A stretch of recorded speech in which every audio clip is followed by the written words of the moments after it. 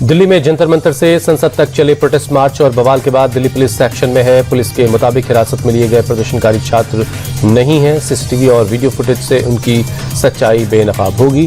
Delhi police ने protest के दौरान हंगामे को लेकर कई एफआईआर दर्ज की है। ये एफआईआर पुलिस वालों के साथ मारपीट, पथराव और तोड़फोड़ के आरोप में दर्ज हुई। पुलिस ने विरोध प्रदर्शन के दौरान हुई हिंसा और सरकारी काम में रुकावट के मामलों की जांच भी शुरू की है। दिल्ली पुलिस ने अलग अलग घटनाओं और शिकायतों के आधार पर अलग अलग एफआईआर दर्ज की है। दिल्ली में सीजेपी के संसद मार्च के दौरान हुई हिंसा में 118 पुलिस वाले जख्मी हुए, जिनमें स्पेशल कमिश्नर, ज्वाइंट कमिश्नर और एडिशनल कमिश्नर जैसे 6 सीनियर पुलिस अधिकारी भी हैं। हंगामे में 60 पुलिस प्रदर्शनकारियों के घायल होने की भी खबर है। पुलिस के मुताबिक प्रदर्शन के दौरान हुए उपद्रव में 20 से ज्यादा सरकारी गाड़ियों को नुकसान हुआ। दिल्ली पुलिस ने अब तक 70 प्रदर्शनकारियों को हिरासत में लिया है। उनसे पूछताछ की जा रही है। पुलिस के मुताबिक इस मामले में बाहरी पहलू या साजिश की आशंका की भी पड़ताल की जाएगी। दिल्ली के जंतर मंतर पर प्रदर्शनकारी आधी रात को वापस लौट आए हैं। प्रदर्शनकारियों का दावा है कि सोमवार को दिन भर हुए हंगामे के बीच सीजेपी के प्रतिनिधि केंद्रीय मंत्री जेपी नड्डा से मिले। नड्डा ने भरोसा दिया कि जंतर मंतर और उसके आसपास कोई कार्रवाई नहीं होगी। दिल्ली पुलिस जंतर मंतर पर प्रोटेस्ट करने वाले किसी भी प्रदर्शनकारी को नहीं रोकेगी, लेकिन अगर कोई लॉ एंड ऑर्डर में बाधा डालेगा तो उसके खिलाफ कड़ी कार्रवाई होगी। दिल्ली के सफदरजंग अस्पताल में सोनम वांगचुक का हेल्थ बुलेटिन जारी किया है, जिसमें बताया गया कि अब सोनम वांगचुक की हालत स्थिर है। उनकी तबीयत फिलहाल ठीक है। ब्लड रिपोर्ट में सुधार हुआ है, लेकिन ब्लड शुगर अभी भी सामान्य से कम है। डॉक्टर्स वांगचुक की लगातार मॉनिटरिंग कर रहे हैं। सफदरजंग अस्पताल में उन्हें जरूरी मेडिकल सुविधाएं दी जा रही हैं। सीजेपी के प्रोटेस्ट के बाद सोनम वांगचुक ने एक चिट्ठी लिखी। इस चिट्ठी में उन्होंने अपने अनशन जारी रखने का फैसला किया।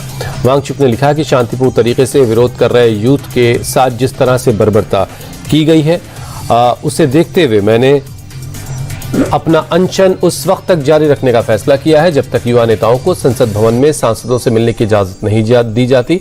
साथ ही सोनम वांगचुक ने उम्मीद जताई कि सरकार शिक्षा मंत्री की जवाबदेही को तय करेगी। प्रदर्शनकारियों पर हुई कार्रवाई को लेकर लोकसभा में नेता प्रतिपक्ष राहुल गांधी ने कड़ा एतराज जताया। राहुल गांधी ने कहा कि प्रदर्शनकारी स्टूडेंट्स थे, ना कि क्रिमिनल। जिस तरह से उनके साथ बर्बरता की गई, लाठीचार्ज किया गया, वो गलत था। राहुल गांधी ने पीएम मोदी पर भी निशाना साधा और कहा कि मोदी युवा विरोधी प्रधानमंत्री हैं, जो एक नाकाम शिक्षा मंत्री का इस्तीफा नहीं ले सकते। पीएम मोदी ने इशारों में राहुल गांधी पर निशाना साधा तो मल्लिकार्जुन खड़गे ने पीएम मोदी को करारा जवाब दिया। खड़गे ने कहा कि उन्होंने जो बोला है, ऐसी बात कोई पीएम नहीं बोलता। उनका काम ही लोगों पर तंज कसना है। उनका 56 इंच का सीना कहां चला गया? राम मंदिर में चढ़ावा चोरी हो गई। नीट के लाखों स्टूडेंट्स परेशान हो रहे हैं। कितने छात्रों ने सुसाइड किया? इन गंभीर मुद्दों पर पीएम चुप क्यों है? अखिलेश यादव ने सीजेपी एक्टिविस्ट पर की गई कार्रवाई पर नाराजगी जताई। अखिलेश यादव ने कहा कि दिल्ली पुलिस ने सिर्फ जिस बर्बरता के साथ कार्रवाई की है, इस मुद्दे को हम लोकसभा में उठाएंगे। पुलिस ने प्रदर्शन में शामिल लोगों को बेरहमी से पीटा है। बड़े पैमाने पर लोग जख्मी हुए हैं। सरकार को उम्मीद ही नहीं थी कि इतनी बड़ी संख्या में लोग प्रोटेस्ट में शामिल होंगे। अखिलेश यादव ने इसे सरकार का फेलियर बताया है। हैदराबाद में बीती रात कांग्रेस ने एक मशाल मार्च निकाला। नीट पेपर लीक के मामले को लेकर केंद्रीय शिक्षा मंत्री धर्मेंद्र प्रधान के इस्तीफे की मांग करते हुए नेताओं ने जमकर नारेबाजी की। इस दौरान पार्टी कार्यकर्ताओं की भारी भीड़ देखी गई। तिरुवनंतपुरम में बीती रात एसएफआई कार्यकर्ताओं ने एक प्रोटेस्ट मार्च निकाला, जिसके जरिए उन्होंने केंद्रीय शिक्षा मंत्री धर्मेंद्र प्रधान के इस्तीफे की मांग की। मार्च के दौरान कुछ लोग बैरिकेड पर चढ़ गए। हालात को काबू करने के लिए पुलिस को वाटर कैनन का इस्तेमाल करना पड़ा। संसद के मानसून सत्र के दूसरे दिन आज भी हंगामे के आसार हैं। विपक्ष ने संसद के दोनों सदनों में सीजेपी के प्रोटेस्ट और पेपर लीक के मुद्दे को उठाने की तैयारी की है। आम आदमी पार्टी के सांसद संजय सिंह ने जहां नियम 267 के तहत सदन में चर्चा के लिए कार्य स्थगन प्रस्ताव का नोटिस दिया है, वहीं सपा चीफ अखिलेश यादव ने भी कहा है कि वो लोकसभा में छात्रों के मुद्दे को उठाएंगे। सत्र के पहले दिन कांग्रेस ने राज्यसभा में पेपर लीक का मुद्दा उठाने की कोशिश की, लेकिन जब सभापति से इजाजत नहीं मिली तो हंगामा और नारेबाजी बढ़ गई। सिक्किम के नामची में निर्माणाधीन सुरंग के बाहर लैंडस्लाइड होने से 7 मजदूरों की मौत हो गई, जबकि करीब 20 मजदूर अभी अंदर फंसे हैं। टनल के मुख्य दरवाजे पर बड़े पैमाने पर मलबा जमा हो गया है। रास्ता बंद हो गया है। टनल में मीथेन गैस होने की वजह से रेस्क्यू के काम में मुश्किल आ रही है। गैस की वजह से कई बचावकर्मी की तबीयत बिगड़ गई है। एनडीआरएफ, एसडीआरएफ समेत कई एजेंसीज मौके पर हैं। दिल्ली एनसीआर में मानसून फिर से एक्टिव हो गया है। मौसम विभाग ने 21 और 22 जुलाई को बारिश की चेतावनी देते हुए येलो अलर्ट जारी किया है। साथ ही मौसम विभाग ने उत्तराखंड के लिए भी बारिश का येलो अलर्ट जारी किया है। पूर्वानुमान के मुताबिक पूरे राज्य में आज बारिश हो सकती है। लैंडस्लाइड की आशंका को देखते हुए जिला प्रशासन ने देहरादून मसूरी रोड को अगले आदेश तक बंद रखने के लिए कहा है। दिल्ली एनसीआर के कई इलाकों में देर रात तेज बारिश हुई, जिससे लोगों को उमस भरी गर्मी से राहत मिली। हालांकि बारिश की वजह से कई जगहों पर जलभराव हो गया, जिससे आने जाने में परेशानी हुई। गाड़ियों की रफ्तार भी थम सी गई। असम के शिव सागर में लगातार हुई बारिश की वजह से बाढ़ जैसे हालात बन गए हैं। कई इलाकों में हालात गंभीर हैं, जिसे देखते हुए एनडीआरएफ की टीमें राहत और बचाव के काम में लगी हैं। लोगों को नाव के जरिए सुरक्षित जगहों पर पहुंचाया जा रहा। बाढ़ और बारिश के बाद से अब तक 10 लोगों की मौत हो चुकी है। असम के जोरहाट में लगातार बारिश की वजह से अचानक आई बाढ़ से हालात गंभीर बने हैं। कई सड़कें पानी में डूबी हैं, जिससे लोगों को दिक्कत हो रही है। यात्रियों को भारी परेशानी का सामना है। गांव में कमर तक पानी भरा होने की वजह से लोगों की जिंदगी मुश्किल हो गई है। हालांकि प्रभावित इलाकों में राहत और बचाव का काम चल रहा है।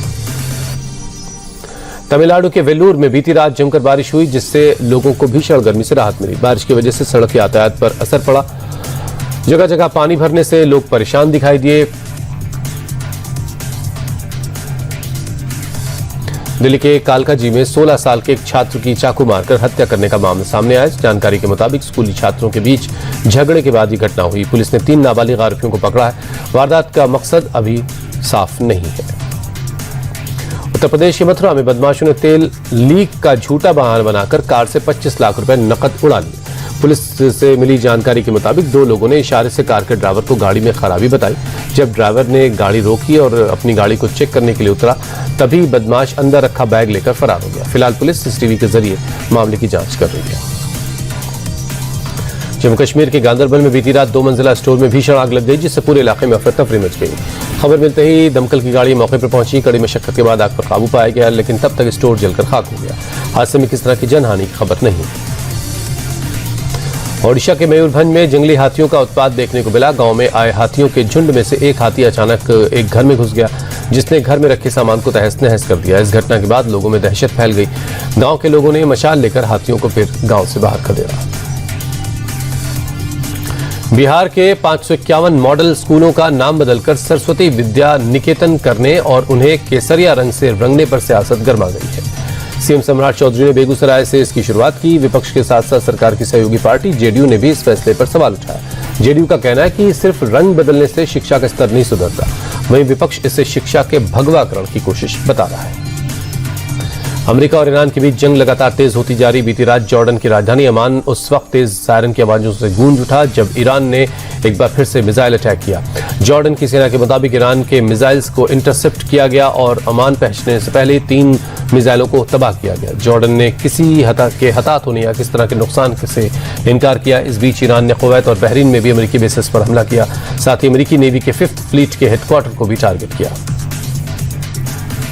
रूस ने यूक्रेन के ओडेसा पोर्ट पर एक कमर्शियल शिप पर मिसाइल अटैक किया, जिसमें 4 भारतीयों की मौत हो गई, जबकि एक शख्स घायल है। इस शिप पर 5 भारतीय सवार थे। रूस और यूक्रेन के बीच जंग फिलहाल तेज है, जिसकी वजह से यह शिप मिसाइल हमले का शिकार हो गया। हमला किसकी तरफ से हुआ अभी यह साफ नहीं है। भारत सरकार ने इस हमले का कड़ा विरोध किया है। रूस ने यूक्रेन के शहरी इलाकों पर हमले तेज कर दिए हैं। रूसी सेना ने ओडेसा के रिहायशी इलाकों पर मिसाइल अटैक किया, जिसमें 3 की मौत हुई जबकि 6 लोग जख्मी हो गए। रूसी मिसाइल अटैक में कई इमारतों में आग लग गई और कई गाड़ियों को नुकसान हुआ। यूक्रेनी इमरजेंसी सर्विस और फायर फाइटर्स की टीम फिलहाल आग पर काबू पाने और मलबे को हटाने में लगी है। यूक्रेन का आरोप है कि रूसी सैन्य ने ठिकानों से ज्यादा इंफ्रास्ट्रक्चर और आम लोगों को टारगेट कर रही है। यूक्रेन ने भी रूस के रिहायशी इलाकों को टारगेट किया। यूक्रेनी सेना ने सोमवार को रूस के शेबेकिनो शहर पर ड्रोन अटैक किया और एक पब्लिक बस को निशाना बनाया, जिसमें 5 लोगों की मौत हो गई। मरने वालों में एक बच्चा और 4 महिलाएं, जबकि बस में सवार 23 लोग बुरी तरह जख्मी हो गए, जिनमें से 3 की हालत गंभीर है। रूसी सेना के मुताबिक यूक्रेन ने मॉस्को पर 400 से ज्यादा ड्रोन दागे थे, जिनमें से ज्यादातर को शहर से दूर हवा में ही तबाह कर दिया गया था।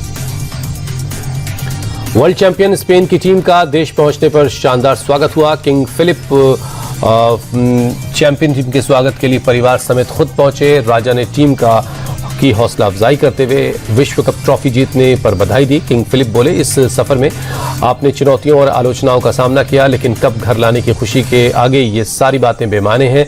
आप फुटबॉल और स्पेनिश खेल के इतिहास में एक शानदार और लेजेंडरी टीम है। स्पेन पहुंचने पर मैड्रिड में 26 खिलाड़ियों से सजी वर्ल्ड चैंपियन टीम ने मैड्रिड के बीचों बीच ओपन टॉप बस परेड शुरू की। इस दौरान फुटबॉल के लाखों चाहने वाले टीम को देखने के लिए उमड़े। चैंपियन टीम की परेड पीएम हाउस से लेकर मोंकोनोआ पैलेस होते हुए निकली। मैड्रिड की ऐतिहासिक सड़कों से होते हुए सेलेबस स्क्वायर तक गई स्पेन की टीम के खिलाड़ियों की ये खास परेड।